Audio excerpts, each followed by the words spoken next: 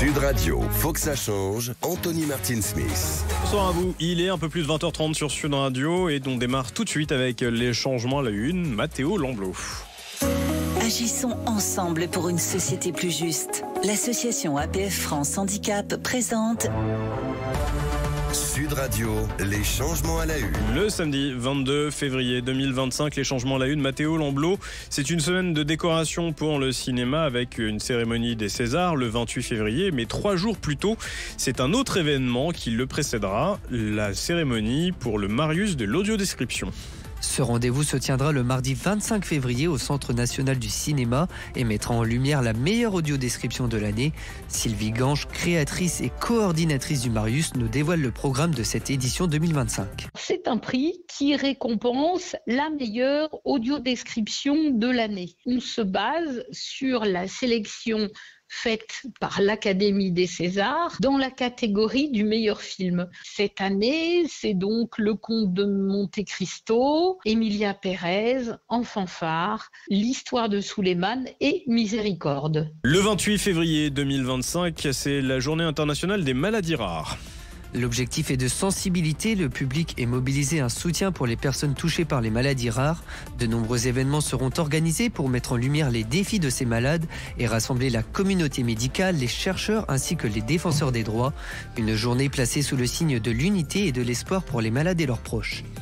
Enfin, une actualité qui va sûrement vous faire sourire, Anthony. À l'occasion de la Saint-Valentin, la maison d'édition Mes Mains en Or a annoncé la création de notices accessibles pour les préservatifs féminins et masculins destinés aux personnes malvoyantes. Ces notices claires et adaptées sont disponibles en téléchargement gratuit sur leur site. Les changements à la une avec Matteo Lamblot. Agissons ensemble pour une société plus juste. L'association APF France Handicap vous a présenté Sud Radio, les changements à la une. Les changements à la une à retrouver chaque semaine, ici même sur Sud Radio et sur sudradio.fr. Autour de la table m'ont rejoint mes invités, Caroline, non, pas du tout, elle n'est pas là cette semaine, Caroline. Camille Maljian, pardon, bonjour Camille. Bonjour Anthony. Vous êtes cofondatrice de Les Immeubles et de la société Gamino. Et puis Vincent Julet, vice-président de l'APHPP, bonjour. Bonjour Anthony. Vous étiez là la semaine passée. Les amis, aujourd'hui, on va lancer un grand débat. Nous rejoindra tout à l'heure Virginie Dubost. On va lancer une série de grands débats. Des débats qui seront ce que j'appelle des débats de solutions. Des débats de solutions parce que, je sais pas vous, mais j'en ai un petit peu marre d'entendre systématiquement que le bilan est en demi-teinte. Qu'est-ce que nous faisons pour que ce bilan s'améliore? Quelles sont les solutions qui vont nous permettre de construire une société plus inclusive à l'image de ce que voulait la loi de 2005? Cette semaine, je suis allé rencontrer la ministre Catherine Vautrin, ministre du Travail, des Solidarités, de la Santé et de la Famille. Et je lui ai posé quelques questions. Une interview que vous pouvez retrouver intégralement sur le site de Sud Radio à partir d'aujourd'hui. Je vous propose d'en écouter un extrait. Comment le gouvernement aujourd'hui peut finalement mettre en application cette loi où les personnes en situation de handicap trouvent que le compte n'y est pas du tout? C'est pas pour rien qu'il y a 3000 personnes qui sont allées manifester place de la République le 10 février. C'est la raison pour laquelle nous allons, pas plus tard que le 6 mars prochain, mettre en place un comité interministériel du handicap. Le but de la manœuvre, c'est non seulement d'entendre les associations, les demandes des associations, les propositions que l'on peut faire pour s'engager dans une programmation qui permette d'aller plus loin. Prenez un autre exemple, le sujet des fauteuils roulants, c'était un engagement du président de la République. Moi, quand je suis arrivée l'année dernière, au mois de janvier, le président de la République disait il faut absolument qu'on sorte les fauteuils roulants. J'ai personnellement rencontré les fournisseurs pas plus tard qu'au début de cette année, au premier semestre. Bon, là, ça y est, on est sorti sur le sujet avec des réponses qui se sont voulues les plus complètes possibles. Et je prends un exemple qui a été très important, qui a été celui des JOP, parce que les JOP ont mis en avant l'importance du sport et on est allé plus loin sur la prise en charge des fauteuils roulants, y compris avec, par exemple, des fauteuils roulants pour les sportifs. Alors, les amis, quand vous entendez Catherine Vautrin parler des initiatives du gouvernement, est-ce que vous êtes convaincus, vous, Vincent Julet, Camille Maljian? Vas-y Camille. C'est une grande question. Oui. Qui est difficile à répondre. Je pense que le gouvernement fait son chemin, pas assez vite qu'on le voudrait. C'est le bilan qu'on en a eu, en tout cas, des 20 ans de cette loi. Je pense que tous les acteurs sont mobilisés, la force des associations, la force des personnes qui portent le sujet et des entreprises qui portent le sujet permet d'aller plus loin et de montrer concrètement des actions. On a pu voir qu'il y avait quand même des solutions qui ont été mises en place sur, pas 20 dernières années, mais plutôt sur les 5-10. Et donc, il y a des choses concrètes qui sont en train de se mettre en place. Il y a des innovations concrètes aussi qui se mettent en place, pas aussi vite qu'on le voudrait. Mais en tout cas, je pense que la force du collectif est une... Bon, Camille, ouais. Camille, moi je voulais pas faire le grincheux de la bande, c'est pour ça que j'ai préféré effectivement te laisser la parole. En fait, lors de cet événement du 11 février, c'était assez marrant. Le 10 février, c'était une manifestation, tout le monde disait ça va pas, on va pas assez loin, etc. 3000 personnes à la place de la République. 3000 personnes, exactement. Et j'y étais au milieu de beaucoup de personnes du monde associatif et ça faisait plaisir à voir. Mais le 10 février, il y avait cette manifestation qui disait attention, on veut être à égalité de droit. Et puis le 11 février, il y avait la grande fête. Il y avait la grande fête, un peu partout, on avait les événements, regardez, c'est super. Et Camille, tu en parles, bah oui, il y a des innovations, regardez, tout avance, etc. Et puis, le 12, quand on se réveille, eh bien on se dit, mais c'est finalement, qu'est-ce qui s'est passé ? Il s'est passé une grande fête le 11, et quand on le voit sur les réseaux sociaux, c'était assez sympa, c'est que tout le monde disait, oui, c'est formidable, on a des jolis progrès, il y a pas mal de choses qui ont avancé, et la réalité, c'est que les personnes en situation de handicap le 12 se disent, mais moi je suis, ma vie elle n'a pas changé, c'est quoi les annonces ? J'en ai pas forcément.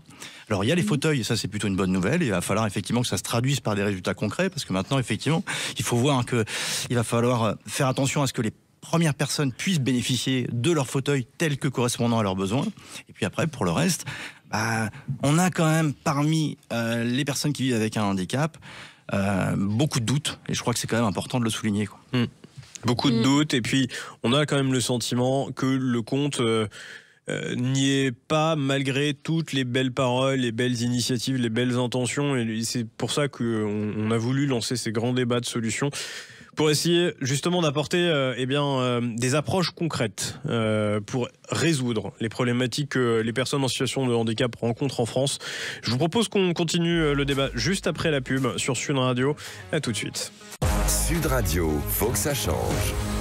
De retour sur l'antenne de Sud Radio, Simon Billot, le thème de ce grand débat de solutions que nous avons décidé d'organiser à partir d'aujourd'hui, c'est sur l'emploi.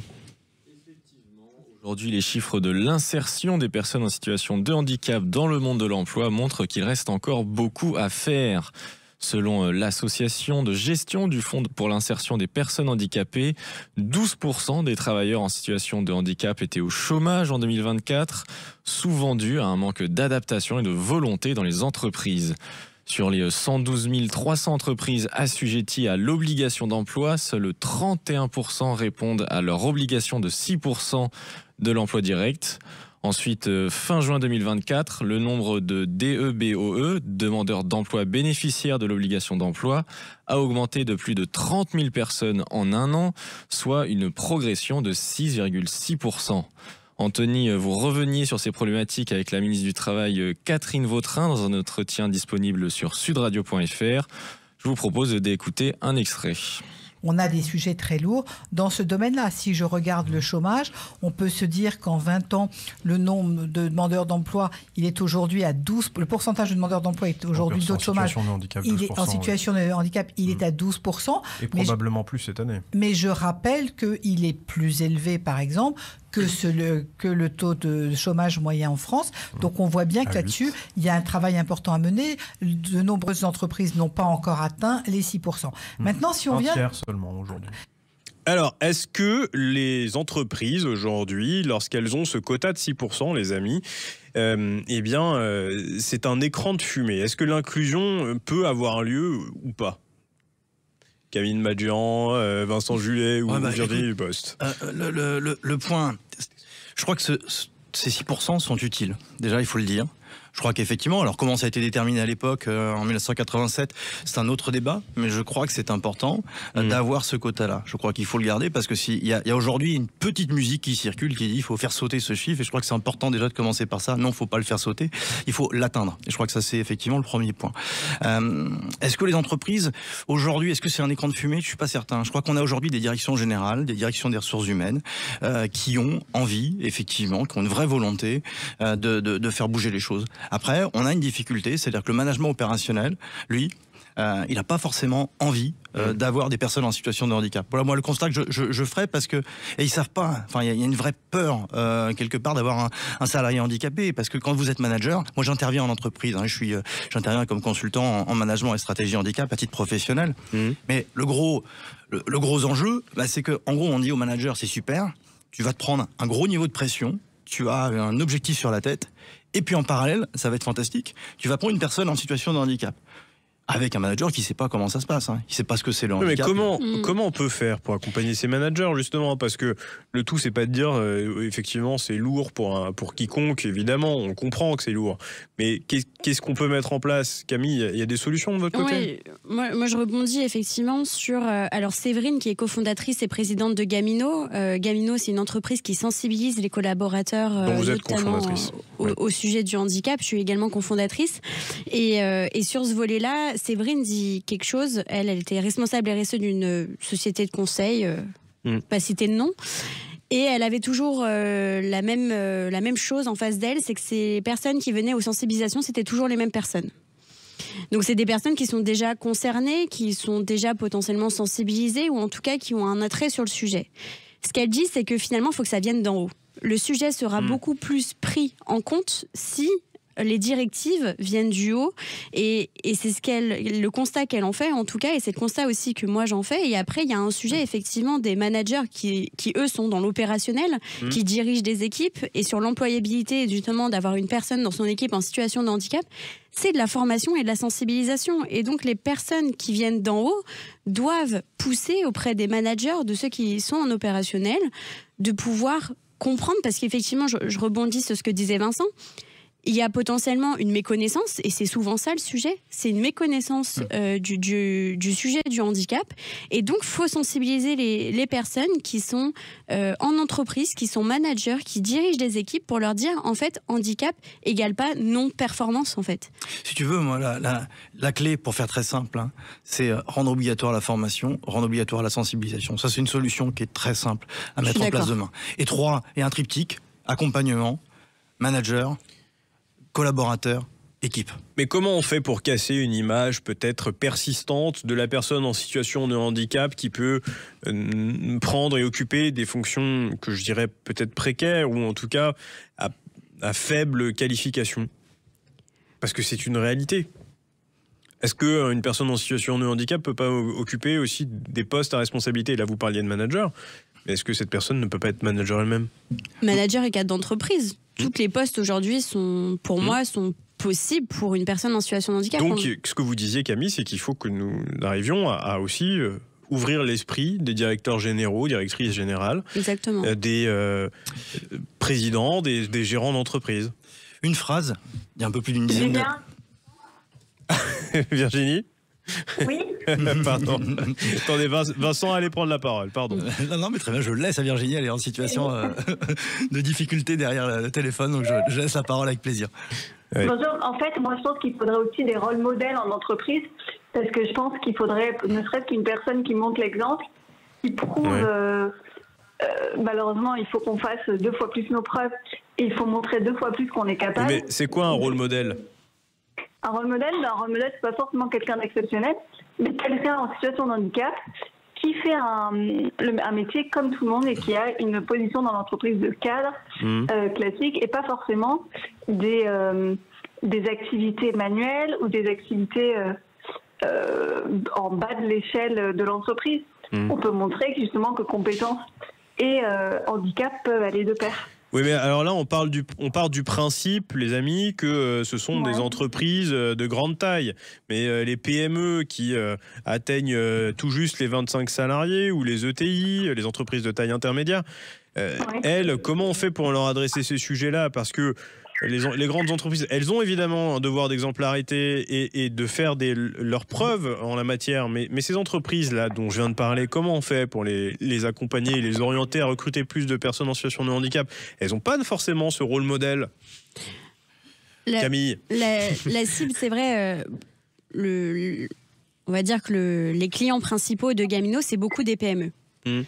Et sur cette cible-là, on voit vraiment un sujet de méconnaissance et ils ne savent pas comment s'y prendre. Il y en a qui découvrent le rôle du référent handicap, qui nous ont pas encore mis en place. Et en fait, il y a tout à faire avec ces entreprises.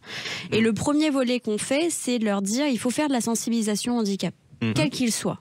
Soit vous prenez des prestations où des personnes directement concernées font des sensibilisations avec vous sur le sujet, soit vous prenez une plateforme de Serious Gain qui fait aussi des sensibilisations de Vie ma vie, parce qu'il y a Michael Jérémias qui disait il n'y a pas très longtemps sur un plateau qu'il fallait inverser le duodé. Exactement, inverser le duodé. C'était chez C'est à vous. Et j'ai trouvé ça aussi intéressant parce que le Vie ma vie est aussi une bonne mise en situation pour comprendre véritablement la situation de la personne. Oui, parce que le duodé aujourd'hui, expliquons-le, c'est une personne en situation de handicap qui va vivre le quotidien pendant une journée d'une personne qui est dans l'emploi. Mais cette personne qui est dans l'emploi ne voit pas ce qu'est les contraintes pour aller vers l'emploi que peut rencontrer une personne en situation de handicap. Une personne en fauteuil, par exemple, un trajet qui va vous prendre 20 minutes en métro va lui prendre 2 heures en bus parce qu'il n'y a pas de station accessible, par exemple, pour son fauteuil roulant. 13% aujourd'hui des stations de métro de Paris, par exemple, pour ne parler que de Paris, sont accessibles aux personnes utilisatrices d'un fauteuil roulant. Vincent Julet. Oui, moi j'aimerais insister sur quelque chose quand même, c'est effectivement les solutions de compensation. Aujourd'hui, aucun manager ne connaît les solutions de compensation du handicap, et ça je crois que c'est quelque chose d'essentiel à faire connaître. Par exemple. Parce qu'on pense naturellement qu'il y a une perte d'efficacité. Par contre, quand on est en situation de handicap, moi j'ai été, j'ai été directeur commercial pendant une quinzaine d'années en situation de handicap visuel, sans pouvoir voir mon écran, j'ai géré au total plus d'une centaine de collaborateurs. Oui, quelles sont ces solutions de compensation ? Les solutions de compensation, tu peux avoir par exemple, la semaine dernière, je parlais de lecteur d'écran pour les déficients visuels, donc le petit logiciel qui permet de lire ce qu'on a sur un ordinateur ou un téléphone. Pour un déficient auditif, tu vas pouvoir avoir la possibilité effectivement d'avoir une transcription écrite de ce qui est dit en réunion, une boucle à induction magnétique pour pouvoir renforcer le son dans ses oreilles. On peut avoir effectivement pas mal de différentes possibilités qui permettent à quelqu'un qui vit avec un handicap d'atteindre un haut niveau de performance et de fonctionner autrement, parce que je crois que c'est ça la clé, c'est qu'avec un handicap, on va forcément avoir des points de faiblesse par rapport, je dirais, à la majorité, au mode de fonctionnement classique des autres managers. Par contre, si on arrive à compenser notre handicap et à trouver les autres solutions, on peut apporter plus de performance. Et je crois que ça, c'est important de le dire. Et je crois que Virginie en parlait tout à l'heure, mais oui, il est essentiel d'avoir des rôles modèles et de pouvoir, on en a quelques-uns aujourd'hui dans le secteur du business. Maintenant, ils travaillent, ils sont en activité, ils n'ont pas le temps. Un Éric Chenu, la Mutualité Française, n'a pas des heures à passer à expliquer quelle est sa situation de handicapé visuel. Et pour autant, c'est un vrai rôle modèle. On en a aujourd'hui, on a des déficients auditifs qui managent 800 collaborateurs et qui sont à très très haut niveau de performance. Et je crois que c'est important de les faire connaître. Mais c'est aussi important, on ne rentre pas sur un site industriel aujourd'hui sans avoir une formation hygiène-sécurité. Bon, on ne devrait pas rentrer dans une entreprise sans avoir une formation handicap. Et ça, c'est facile à mettre en place, je crois. C'est idéaliste. Comment on met ça en pratique ? Oui, Virginie, excusez-moi. Après, je pense qu'on parle compensation, on parle adaptation, notamment du poste de travail. Il faut savoir qu'aujourd'hui, dans l'entreprise, il y a encore énormément de stéréotypes et d'idées reçues. Et on pense que quand on emploie une personne en situation de handicap, l'aménagement va être compliqué, que l'adaptation va être compliquée, alors qu'il faut savoir que seuls 15% des personnes en situation de handicap vont avoir besoin d'un aménagement du poste de travail. Mais alors, comment on fait pour les casser, ces stéréotypes, Virginie ? Eh ben, comment on fait pour les casser ? C'est ce qu'on dit depuis tout à l'heure, de la sensibilisation, de donner des exemples et de justement former et sensibiliser, notamment grâce à des réformes handicap, les managers en entreprise, parce que souvent on voit vraiment la contrainte. On se dit ça va être compliqué. On voit déjà le négatif au lieu de penser. Donc il faut créer des formations spécifiques, ce que disait aussi Vincent, à destination des managers et qu'on les rende obligatoires. Je pense que c'est essentiel parce que justement ça ferait lever un frein qu'on se met, une barrière qu'on se met avant de voir le potentiel qu'on peut avoir d'embaucher des personnes handicapées. Bon, alors, oui, pardon. Et surtout qu'il faut rappeler quand même que quand on adapte quelque chose qui est indispensable pour quelqu'un, va être utile et apporter du confort à tous. Typiquement pour une personne qui a un trouble autistique ou un TDAH, par exemple, va avoir besoin pour des facilités organisationnelles qu'on lui indique l'ordre du jour d'une réunion en amont Mais il se trouve que cette façon de faire va peut-être apporter du confort et va servir à tous. C'est un petit exemple, mais je veux dire, l'adaptation, c'est pas forcément une contrainte, mais ça peut être Oui, c'est des petits tips à mettre en place au quotidien. Moi, j'aimerais vous entendre sur l'intelligence artificielle, parce qu'aujourd'hui, on en fait tout un sujet. On a eu le sommet sur l'intelligence artificielle en février. Est-ce que l'intelligence artificielle et les nouvelles technologies sont parfois bonnes pour l'intégration et l'inclusion des personnes en situation de handicap au travail, ou est-ce que ça ne va pas, au contraire, leur retirer peut-être le pain de la bouche? J'aimerais juste réagir par rapport à ce qu'a dit Virginie. Je ferai le parallèle effectivement avec l'IA. C'est cette notion de préjugés et de rôle modèle qui est que quand on est dans une entreprise, il y a aussi finalement des personnes qui sont concernées, qui sont déjà collaborateurs, salariés dans l'entreprise et qui vivent avec un handicap, mais sans le prononcer en fait à l'équipe dirigeante, à leur manager.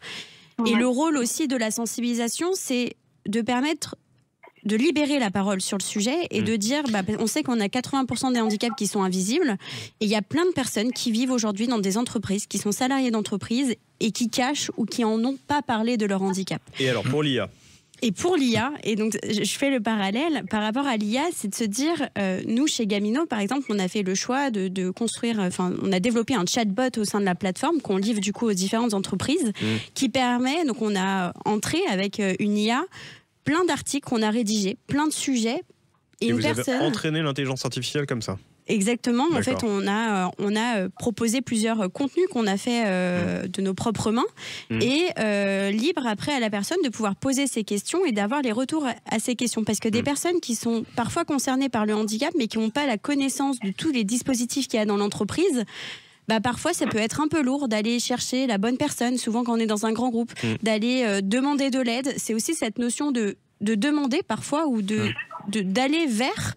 Et l'idée ici, c'est aussi de proposer des outils avec l'IA ou avec d'autres systèmes. En tout cas, l'IA permet d'accéder rapidement à un contenu qui est fait et qui est proposé par l'entreprise et que dans un seul clic, on va pouvoir récupérer des informations qui nous sont essentielles par rapport à notre besoin et nos 20 secondes, Vincent Julet, s'il vous plaît.